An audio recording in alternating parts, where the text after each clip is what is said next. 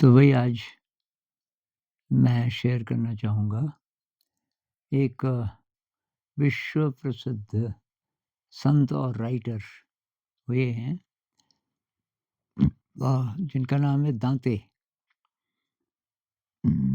और 14th century में इन्होंने ये किताब लिखी, बहुत ही फेमस, जिसका नाम है डिवाइन कॉमेडी।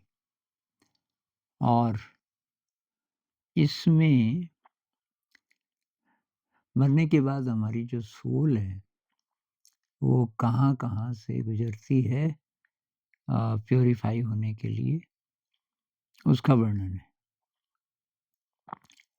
तो थीम पूरी किताब का क्या है?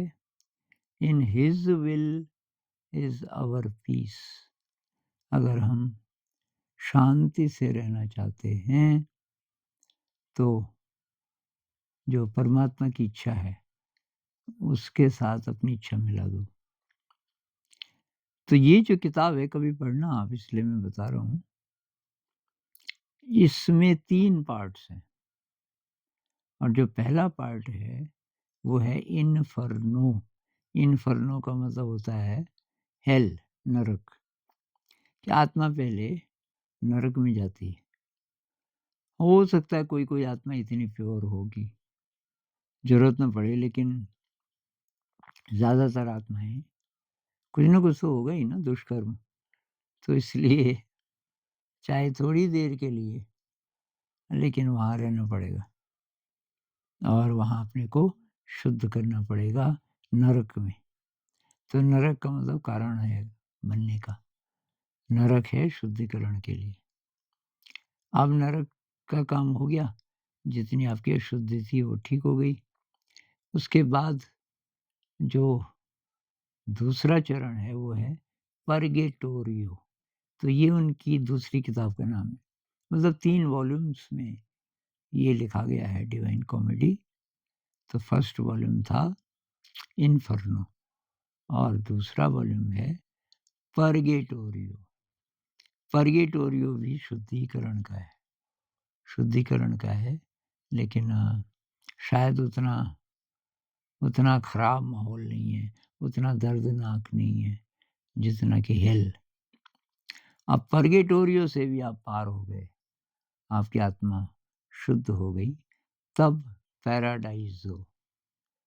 और ये तीसरी किताब है उनकी, तीसरा पार्ट पैराडाइज़ो। पैराडाइज़ तो सुना होगा आपने, स्वर्ग मतलब। तो जो पैराडाइज़ो है, वहाँ जब आप पहुँच गए, तो वहाँ तब बाकी काम होगा। मतलब शुद्धिकरण अभी जारी है, वो अंतिम नहीं है।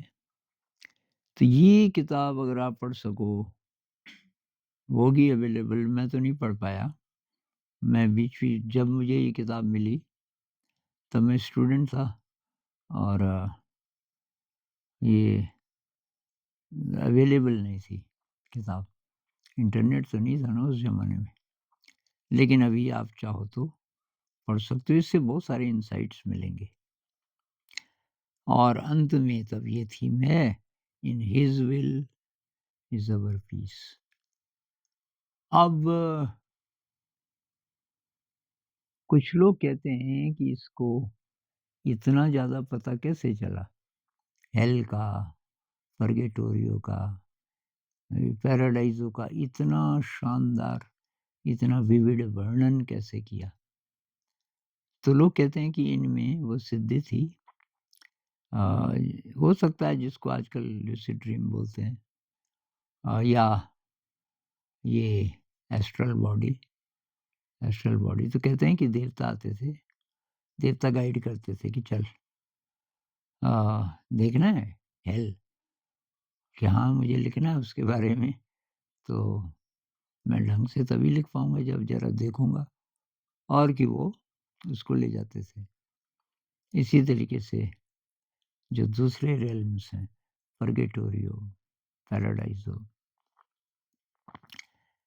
अब ये तो चलो एसोटेरिक पक्ष हो गया, जिसके बारे में हम कन्क्लूसिवली कुछ नहीं कह सकते। लेकिन ये चीज़ मुझे बहुत इंटरेस्टिंग लगी कि सोल की जर्नी प्यूरिफिकेशन की तरफ, और पहले दुःख आएगा, हेल नरक आएगा पहले, और वहाँ जितना शुद्ध हो सकते हो, उसके बाद पर्गेटोरियो आएगा, वहाँ शुद्ध होने का चांस और भी ज़्यादा है, और फिर पैराडाइज़ आएगा। तो आप ट्राई करना, और कमाल की किताब है।